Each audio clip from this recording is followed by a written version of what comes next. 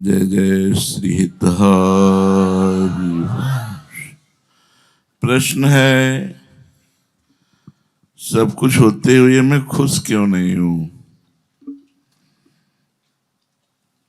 संसार में सब कुछ होते हुए भी मैं खुश क्यों नहीं हूं?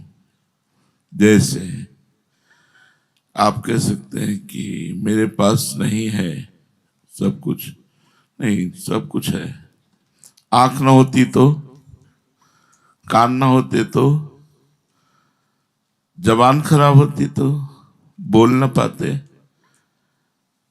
बुद्धि खराब होती तो पागल हो जाते, हाथ ना होते, पैर ना होते।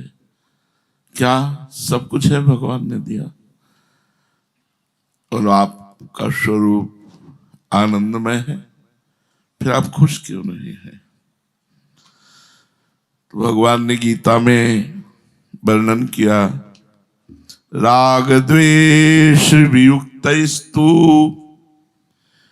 विषया इंद्रियश्चरन् आत्मवश्यैर्विधेयात्मा प्रसादमधिगच्छति। राग द्वेष वियुक्तस्तु विषयान इंद्रियश्चरन् आत्मवश्यैर्विधेयात्मा प्रसादमधिगच्छति। प्रसाद कहते हैं खुश रहना, प्रसन्न रहना। जब तक आप अपनी इंद्रियों को खुला छूट देंगे, इंद्रिय और मन से किसी भी स्त्री पुरुष से राग या द्वेष करेंगे, किसी भी विषय का राग पूर्वक सेवन करेंगे, तो आपकी प्रसन्नता सुरक्षित नहीं रहेगी। जब तक आप अपनी इंद्रियों को खुला छूट देंगे, वश में नहीं करेंगे, इंद्रिय और मन से राग द्वेष किसी से करेंगे। राग होता है अनुकूलता में और द्वेष होता है प्रतिकूलता में। तब तक आप प्रसन्नता को प्राप्त नहीं हो सकते। जो इंद्रियों को वश में किए हुए है, जो इंद्रिय और मन से किसी से राग द्वेष नहीं करता है, उसे भगवत प्रसाद मिलता है। प्रसादमति गच्छति, प्रसादे सर्व दुखानां हानिरस्य उपजायते। भगवत कृपा प्राप्त होती है, उससे वो प्रसन्न रहता है। प्रसन्न आत्मा सबसे बड़ी विचारणीय बात है कि यहां हम जो कुछ भी कर रहे हैं खुश रहने के लिए कर रहे हैं, लेकिन परिणाम में कोई खुशी नहीं है। क्यों? क्योंकि इंद्रियों को खुला छूट दे दी, मनमानी आचरण और राग द्वेष। इसके कारण कभी खुश नहीं रहा जा सकता। तो आज का अपना प्रश्न है कि हम खुश क्यों नहीं रह सकते? क्योंकि इंद्रियों से मनमानी आचरण करते हैं और इंद्रिय और मन से वस्तु व्यक्ति स्थान में राग द्वेष करते हैं। खुश होने का उपाय है राग द्वेष रहित होना, इंद्रियों को वश में होना। ये खुश होने का उपाय है। और हर समय चिंता, शोक, जलन, जब तक मनुष्य राग द्वेष के वश में है, जब तक मन इंद्रियों का गुलाम है, तब तक उसके शरीर, इंद्रिय और मन से ऐसे कार्य होते ही रहेंगे जिससे वो कभी खुश नहीं रह पाएगा, उसका पतन हो जाएगा। यदि भगवान से नहीं जुड़ा गया तो मन और इंद्रियों से राग या द्वेष पूर्वक किया गया कार्य हमें सुख प्रदान नहीं कर सकता, शांति प्रदान नहीं कर सकता। वो क्लेश ही क्लेश, अशांति ही अशांति प्रदान करेगा। विषयों में जो आसक्त है, उसमें सबसे ज्यादा आसक्ति प्रारंभ होती है जिह्वा से। हमारा पतन सबसे ज्यादा जिह्वा से होता है। गुरुपाक भोजन, गुरुपाक भोजन कहते हैं गरिष्ठ भोजन को। पकवान, चटपटा, विविध प्रकार का स्वादिष्ट। साधक को स्वादिष्ट भोजन नहीं पाना चाहिए। अब बताओ कैसे खुश रहोगे? दूसरा बढ़िया चटनी लगा के समोसा और ये चटनी लगा या सूखी रोटी, कैसे खुश होती? आत्म प्रसन्नता, आत्म प्रसन्नता वो भागवतिक होती है। कैसे संभालो अपनी जबान को? अच्छे अच्छे पदार्थों के पाने से संभालो। राग पूर्वक पाया हुआ भोजन तमोगुण पैदा करता है, रजोगुण पैदा करता है, उससे अशांति पैदा होती है, बेमतलब अशांति होती है। या खुश कैसे रहना है? पहले जिह्वा को संभालो। अपनी जिह्वा के स्वाद से जो हम सुख लेना चाहते हैं, यही हमारे दुख का कारण होता है। हमारा भजन नीरस हो जाता है जब हम भोजन में सरसता। बहुत संयम की जरूरत है भोजन के समय। पूरे 24 घंटे में साधना का पूरा श्रेय भोजन को जाता है। अगर भोजन सही हो तो भजन बहुत सुंदर होता है और प्रसन्नता रहती। सतोगुण भोजन और राग रहित पाया हुआ भोजन। सतोगुण में राग होगा ही नहीं। जैसे उबली हुई दाल है, छौंक भी ना लगी हो, और रोटी है और उबली हुई सब्जी है, किसका राग होगा इस पे? भूख केवल मिटेगी, ज्यादा पा नहीं सकते। वजन नहीं बढ़ेगा, भजन बढ़ेगा इसमें। लेकिन आप स्वादिष्ट भोजन देखकर कैसा आपका मन होता है। ये जो जिह्वा का स्वाद है, यद्यपि बड़ा कठिन है त्यागना, पर त्यागा जा सकता है। साधारण भोजन पाए, सात्विक भोजन पाए, राग पूर्वक भोजन न पाए। अभी देखो मन भाग पड़ेगा भगवान की तरफ, अभी भाग पड़ेगा। जो मन हमारा भाग नहीं पाता उसका कारण है हम उसको खुराक दे रहे हैं। मीठा 25-50 ग्राम से ज्यादा नहीं होना चाहिए 24 घंटे में। 25-50 ग्राम पर्याप्त है, नहीं तो शुगर के लिए तैयार रहिए। 24 घंटे में 1 गुलाब जामुन काफी है, या 50 ग्राम चीनी काफी है। ये जो घृत है, अगर ये अधिक जाएगा, आपका शरीर व्यायाम नहीं करता तो आपके ब्लॉकेज हो जाएंगे, दिल के नसें ब्लॉकेज हो जाएंगी, लीवर में भारीपन आ जाएगा, लीवर फैटी लीवर हो जाएगा, आप परेशान हो जाएंगे। खुश कहाँ रहेंगे? क्या इस तरह के भोजन से आप खुश रहेंगे? तो पहले भोजन को सुधारिए, सात्विक भोजन। बड़ा आनंद आता है जब 4 रोटी थोड़ा सा नमक लेकर के वैसे, या थोड़ा सा दाल पा लीजिए, फिर आप देखिए शांत मन भजन। पर वो पाने के लिए मन तैयार नहीं, उसको 14 सब्जी चाहिए, नाना प्रकार की सामग्री चाहिए।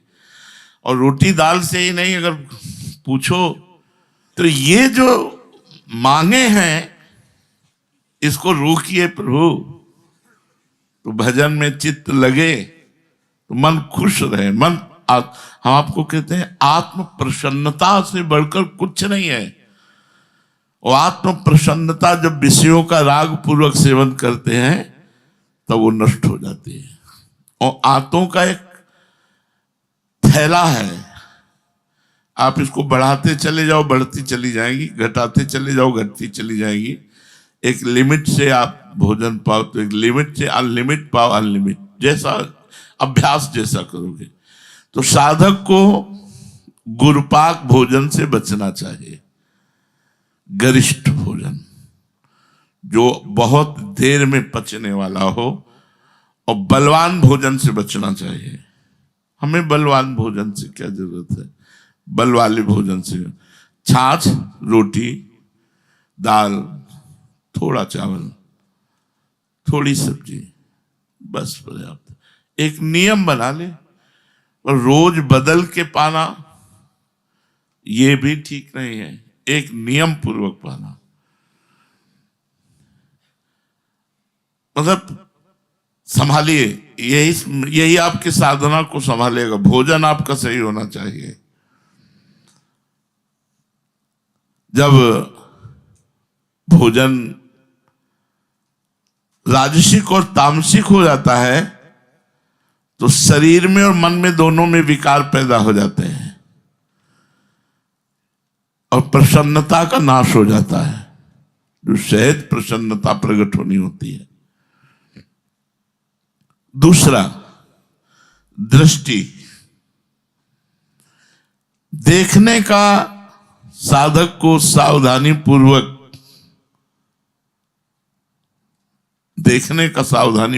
कार्य करना चाहिए। किसी को देखा तो राग न होने पावे, किसी को देखा द्वेष न होने पावे। तो राग कैसे होता है? गुण देखने पर। और द्वेष कैसे होता है? दोष देखने पर।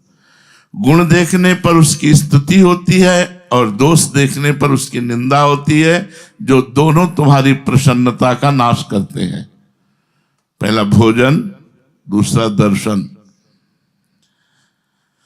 यदि हम किसी की निंदा करेंगे तो हमारे सारे पुण्य नष्ट हो जाएंगे और पाप बढ़ेंगे। किसी में दोष दर्शन करेंगे, वो दोष हमारे अंदर आ जाएगा। किसी में गुण दर्शन करेंगे, उससे हमारा राग हो जाएगा तो भगवान का भजन छूट जाएगा। उस व्यक्ति का चिंतन होगा। राग और द्वेष दोनों को छोड़ना है। राग द्वेष दोनों छोड़िए, खोजिए पद निर्वाण। नानक साहब ने कहा राग द्वेष दोनों छोड़ना चाहिए। तो हम किसी व्यक्ति के गुण और दोष ना देखें। तात सुनो माया कृत गुण और दोष अनेक, गुणया उभय न देखी देखी सो अविवेक। अगर किसी के गुण दोष देखते हैं तो अज्ञान है, देखना ही नहीं है। भगवान सबको अपनी माया के द्वारा चला रहे हैं। हमारा अधिकार नहीं है कि हम अपने बगल वाले के गुण देखें या द्वेष देखें। दोष देखेंगे तो हमारी भक्ति क्षीण हो जाएगी, पक्का क्षीण हो जाएगी। अद्वेष्टा सर्वभूतानाम, समस्त भूतों में दोष रहित बुद्धि देखनी, सब में प्रभु देखना है, दोष नहीं देखना। अगर कोई दोष कर रहा है, आपको दिखाई दे रहा है कि एक दोष है, तो भगवान की लीला और प्रणाम। हम उसका चिंतन नहीं करेंगे, ना उसको दोषी ठहराएंगे, ना उसको दोषी प्रमाणित करेंगे, ना दोष मानेंगे। हम भगवान की माया की लीला मानकर प्रणाम करके चल देंगे। हम उसके विषय में ना चिंतन करेंगे, ना बोलेंगे, ना उसकी निंदा करेंगे। निंदा भी नहीं करेंगे। बोले हम देख रहे हैं दोष, फिर भी निंदा नहीं, वो नहीं करना है। परमार्थ है। अगर आप ऐसा करते हैं तो फिर आपका परमार्थ नष्ट हो जाएगा, आपकी प्रसन्नता नष्ट हो जाएगी। तीसरा है जबान में दो बातें हैं, एक है स्वाद और दूसरा बोलना। व्यर्थ बोलना, कटु भाषण बोलना, असत्य बोलना, अहितकर बोलना। ये भाषण अगर ऐसा बोलेंगे तो आप खुश नहीं रहेंगे। आपको खुश रहने के उपाय बताए जाते हैं।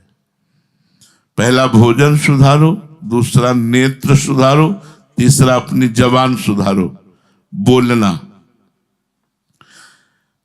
वाणी में दरिद्रता क्या, कितना अच्छा अच्छा बोला जा सकता है। बचने का दरिद्रता, इसमें कोई पैसा तो लगता नहीं। बहुत प्यार से बोलो, बहुत मृदु बोलो, बहुत हितकर बोलो, बहुत सोच विचार कर, संभाल कर, सजा कर शब्द बोलो। सामने वाले को खुश कर दो, आप खुश हो गए। अगर आपने ऐसे कटुवचन बोले, व्यर्थ भाषण बोले, गंदी बात बोले, निंदा वाली बात बोले, अहितकर वाली बात बोले, तो आप खुश नहीं रहोगे, आपका हृदय जलने लगेगा। उसके फलस्वरूप आपकी प्रसन्नता का नाश हो जाएगा। चौथी बात, घर परिवार के सदस्यों से ममता नहीं करनी, नहीं खुश कभी नहीं रह सकते। कितनी कठिन बात है, हर बात कठिन है खुश रहने के लिए, तभी उल्टा चाल चलता है मन।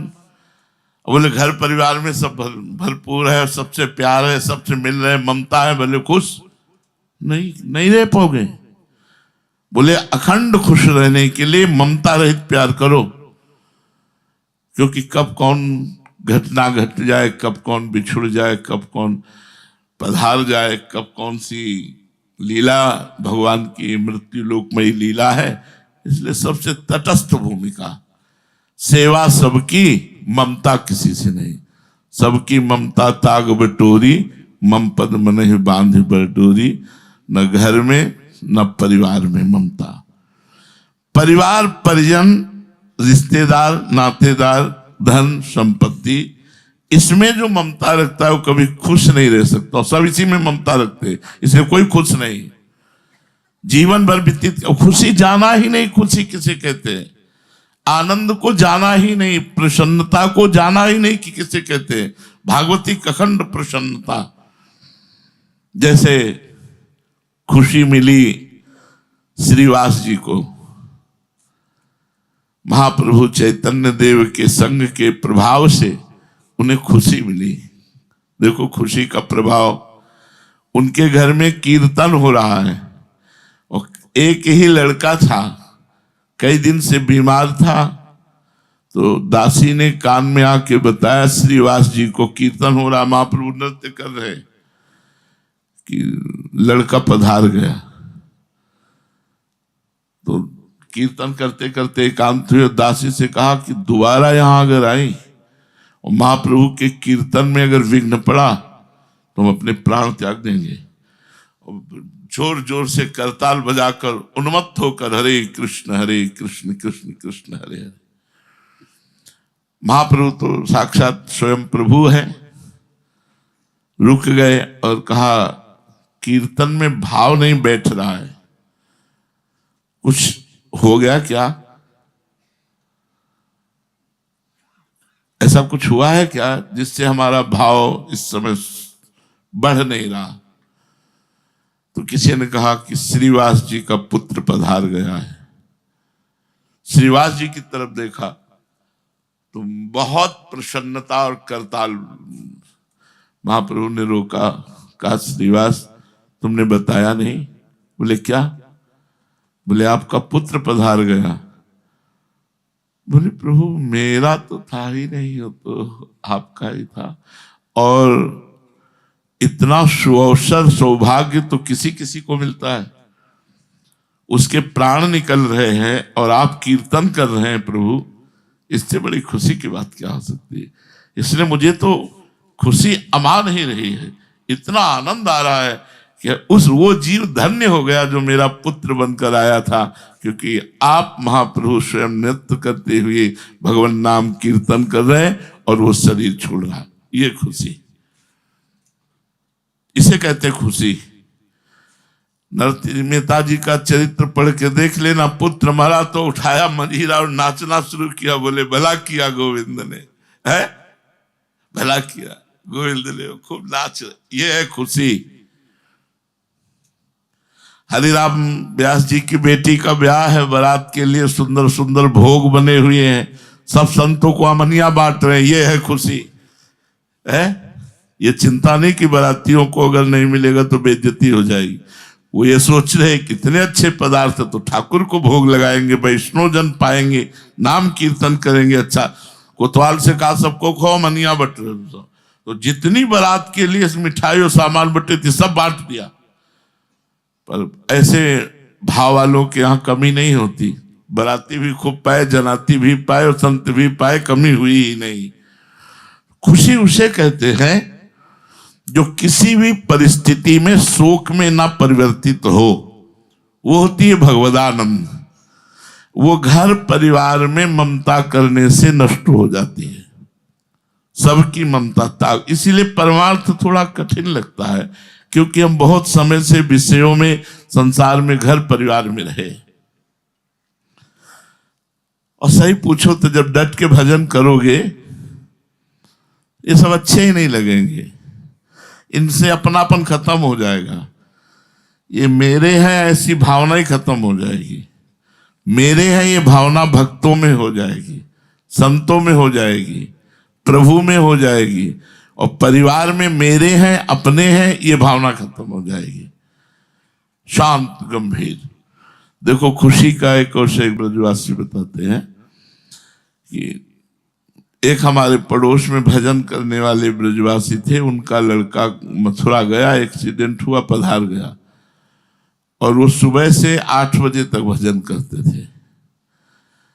तो 5-6 बजे की घटना होगी तो उनके पास सूचना आई लड़का पधार गया। तो उनका पधार गया ना, बोले हाँ। तो बोले ले जाओ केसी घाट, हम 8 बजे आएंगे पूरा भजन करके। पधार तो गए, अब उसमें क्या है। ये है प्रसादेश्वर दुखा नाम हानि रस्यु पे जाते। पुत्र माला छूट जानी चाहिए, नहीं छूटी। 8 बजे तक भजन किया, भगवान को प्रणाम किया, गए, अंतिम संस्कार में सम्मिलित हुए। राधे श्याम, कोई शोक नहीं। इसे खुशी कहते हैं कि बड़ी से बड़ी विपत्ति भी तुम्हारे हृदय को हिला न सके, शोक युक्त न कर सके। ये कब होगी? जब भगवान से चित्त जुड़ेगा, भोजन सही होगा, देखना सही होगा, बोलना सही होगा, घर परिवार से ममता नहीं होगी, धन संपत्ति में आसक्ति नहीं होगी, तब जाकर के तुम्हारे अंदर खुशी जागृत होगी। जो शरीर के आराम भोग आदि में राग करता है वो दुराचार करेगा, असत्य बोलेगा, अनाचार करेगा, वो नशा करेगा, कुसंग करेगा, कुप्रवृत्ति करेगा, और ये प्रमाद उसका सर्वनाश कर देगी। कभी वो खुशी जान ही नहीं पाएगा कि खुशी किसे कहते हैं। फिर सुनो, जो शरीर के आराम और भोग आदि में आसक्त है और चाहता मैं खुश हो जाऊं, तो वो नशा करेगा। नशे में खुशी, देखो क्या खुशी नशे में मिलती है। आप देख लेना, कभी ऐसे शराबी जन मिले जो ज्यादा पिए हों तो उनके देखना, उनकी हालत यही होती है, तो नाली में लौट रहे हैं या किसी ऐसी गंदी जगह पड़े हैं। तो जो शरीर आराम भोग विषयों से सुख चाहता है वो चोरी करेगा, वो जुआ खेलेगा, वो दुराचार करेगा, वो असत्य बोलेगा, वो अनाचार करेगा, वो दुर्व्यसन करेगा, वो कुसंग करेगा, वो कुप्रवृत्ति में रहेगा, और प्रमाद स्थिति उसका सर्वनाश कर देगी। इसी में लोग खुशी ढूंढते हैं, क्लबों में, ठेके में, गंदे आचरणों वाले स्थानों में, गंदे क्रियाओं में, इसी में तो खुशी ढूंढते हैं। और जहां खुशी नहीं, शोक है, शोक, चिंता, भय, मृत्यु, सर्वनाश, उसमें खुशी ढूंढते। खुशी किसमें है? जिह्वा को संभालो, वाणी को संभालो, परिवार से ममता न करके प्रेम करो, भगवत भाव से, धन संपत्ति के अभिमानी न बनकर उसे समाज सेवा, ठाकुर सेवा, शरीर सेवा में लगाओ और नाम जप करो। राग द्वेष के कारण मनुष्य बैर ठान लेता है,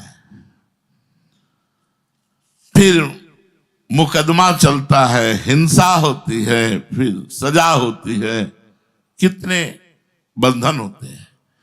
अपमान, तिरस्कार, दुख, सुख, खुशी, कहां उनको खुशी प्राप्त होती है?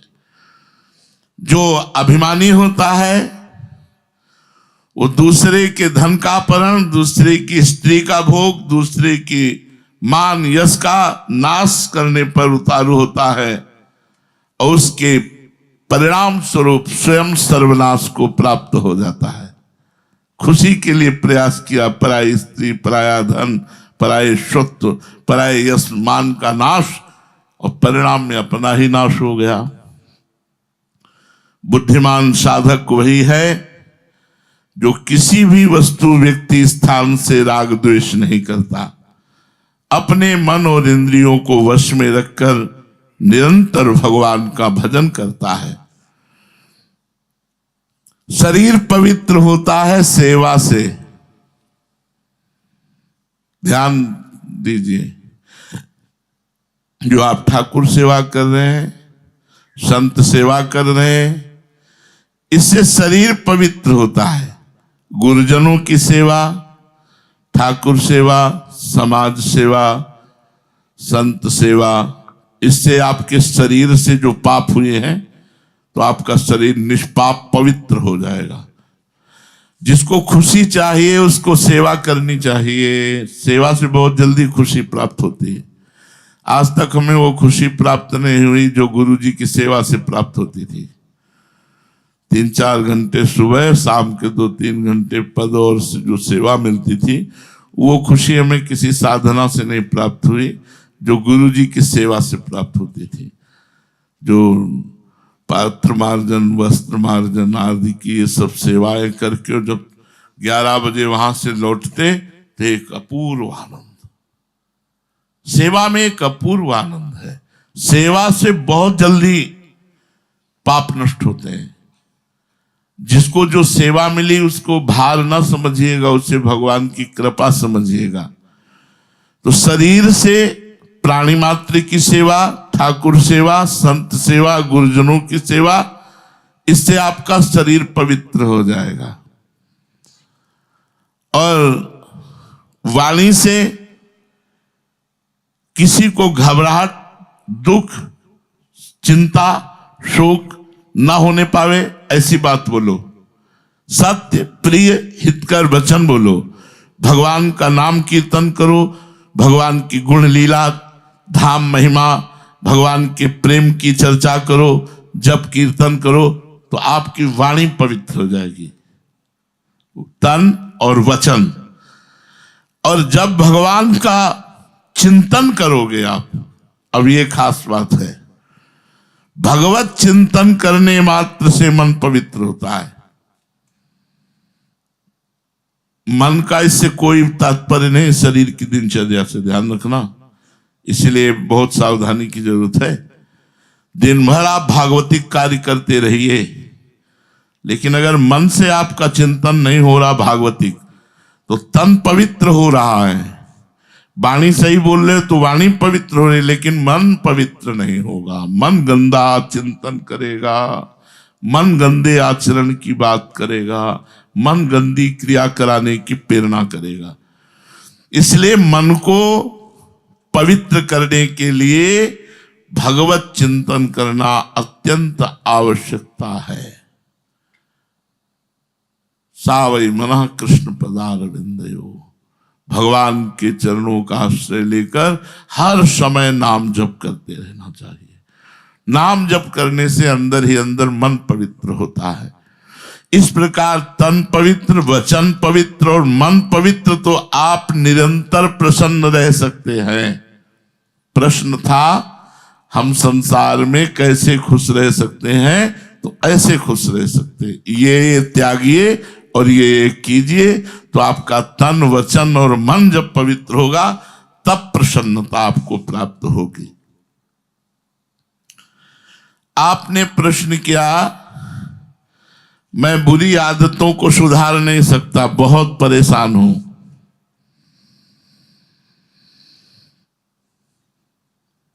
और पड़ोसी हमें बहुत सताया करते हैं, हमारे आसपास के जो हैं बहुत दुख देते हैं, बहुत प्रतिकूलता देते हैं, हमारा तिरस्कार करते हैं, हमारा कोई दोष ना होने पर वो हमें दोषी ठहराते हैं, हमें हर समय जलन होती रहती है। मैं बहुत दुखी हूं और घर के लोग भी कोई साथ नहीं दे रहे, मेरी हर एक बात का घर के लोग खंडन करते हैं।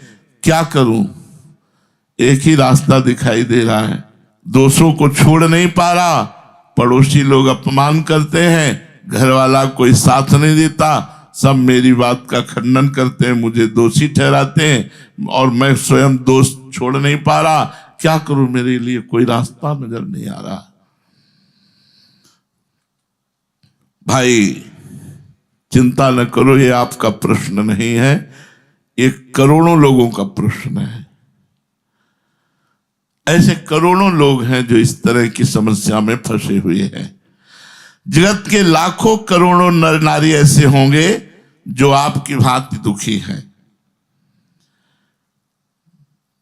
कोई पिता से पटती नहीं तो किसी की पुत्र से नहीं तो किसी की पत्नी से, कहीं कहीं गुरु शिष्य में भी झगड़ा देखा गया, संप्रदाय में कलह देखी गई, नौकर मालिक में अनबन देखी गई।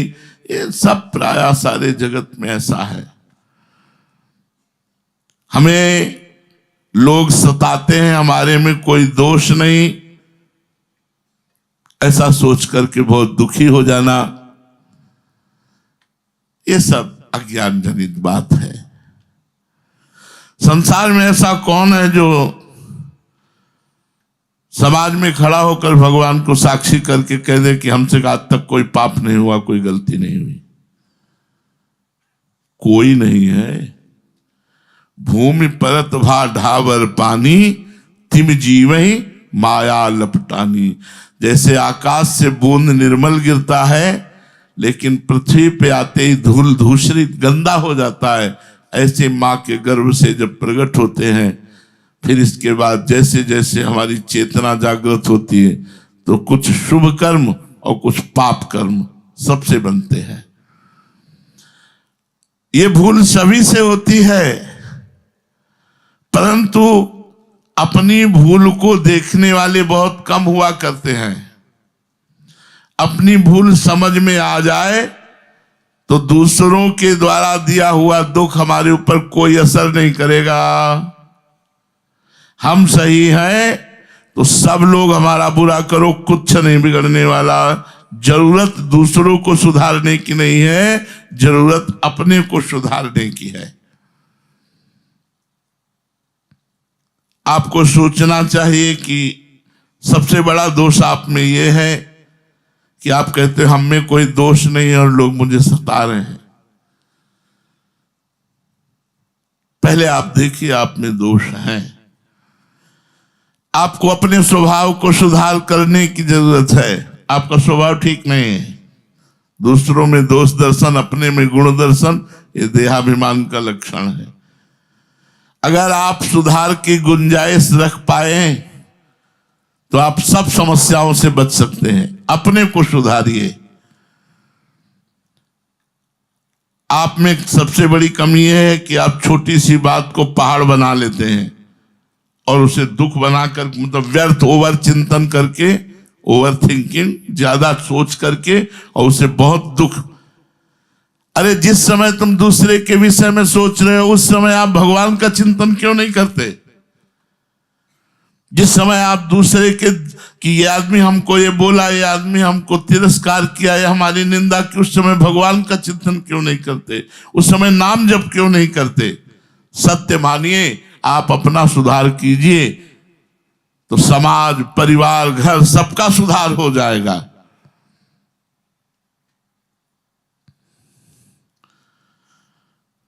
भाई विचारने की बात है कि जब सभी रूपों में सुना है ऐसा कि भगवान है तो फिर मान क्यों नहीं रहे? हम क्यों मान रहे हैं? हमारा घर हमारा विरोधी, पड़ोसी विरोधी, हमारा अमुक तिरस्कार करता है। अगर आप सबके प्रति भगवत भाव रख लें तो एक भाव ही सारे संसार के दुखों को मिटा देगा। सब में भगवान विराजमान है। एक साधु को किसी ने लाठी से मार दिया, वो सिर से खून निकलने लगा और चला गया। वो तो साधु बेहोश। अस्पताल में पहुंचे, कुछ लोग लेकर के मरहम पट्टी उनकी की। अस्पताल का जब डॉक्टर आया, उनको गरम मीठा दूध पिलाया जा रहा था और पूछा कि आपको किसने मारा? उनका आपने। सब लोग डॉक्टर की तरफ देखने लगे। बोले साधु से कहा तुम्हारा दिमाग तो ठीक है, बोले अब मुझे संशय में नहीं डाल सकते, पहले मारा, फिर अस्पताल लाए, फिर मीठा दूध पिलाया, और फिर हम से पूछ रहे किसने मारा, ये सब तुमने किया। डॉक्टर के तो होश खराब हो रहे थे कि ये तो मुझे ऐसा, तुम्ही ने लाठी मारी हो, तुम ही दूध पिला रहे हो, तुम ही दवा दे रहे हो, तुम ही मुझसे पूछ रहे हो। तो उन्होंने कहा महाराज आपका दिमाग सही है ना? तो उनका देखो प्रभु, एक रूप में आप आकर के लाठी मारते हैं, दूसरे रूप में आप आकर अस्पताल लाते हैं, अगले रूप में आप हमें दूध पिलाते हैं, और डॉक्टर के रूप में आकर आप पूछ रहे हैं। आप ही तब उनकी समझ में आया सब रूपों में भगवान है, ऐसा हम मान ले तो हमारा कोई तिरस्कार, कोई अपमान, कोई दुख, हमारी खुशी सदा वर्तमान में बनी रहेगी। जो लोग हमारी निंदा करते हो हम पर बड़ी कृपा करते हैं, हमारे पापों को नष्ट करते हैं। बिना भोगे पापों को नष्ट करने का उपाय है अपनी निंदा करवाना। हमने एक बार सत्संग में सुनाया था कि अयोध्या के एक नरेश थे जिनको गलित कुष्ठ हो गया था पूरे शरीर में, तो राज दरबार में बैठने में बड़ा सकुच करते थे। तो वशिष्ठ भगवान से कहा कि कोई ऐसा उपाय है कि गलित कुष्ठ खत्म, पूरे चेहरे में सब जगह ऐसा था। उनका एक उपाय बहुत जोर का है, तुम्हारे बड़े भ्राता युद्ध में पधार गए थे, उनकी पत्नी महल में है, तुम रोज रात के 8 से 10 बजे तक 2 घंटा उनको रामचरित्र सुनाया करो, बस इसी में ठीक हो जाओगे। और शुरू कर दिया 8 से 10 बजे तक। अब लोगों की तो दृष्टि होती है, देखो बोले कितना नीच राजा है कि अपने बड़े भाई की विधवा स्त्री के पास 8 से 10 बजे तक समय काटता है।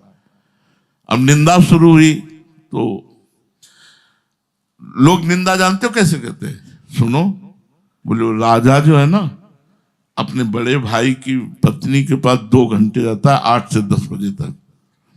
दूसरे का बोले सुनो, आखिर तक पूरी अयोध्या में फैल गई बात कि राजा जो है वे विचारी है, और वो अपनी बड़े भ्राता की पत्नी जो माता के समान पवित्र मानी गई है, उससे उनका गलित कुष्ठ ठीक होना शुरू हो गया। अब राज कर्मचारी, बड़े बड़े पदाधिकारी सब सभा में बैठे और राजा से निंदा की कि आपको ऐसा उचित नहीं है, तो सब ठीक हो गया।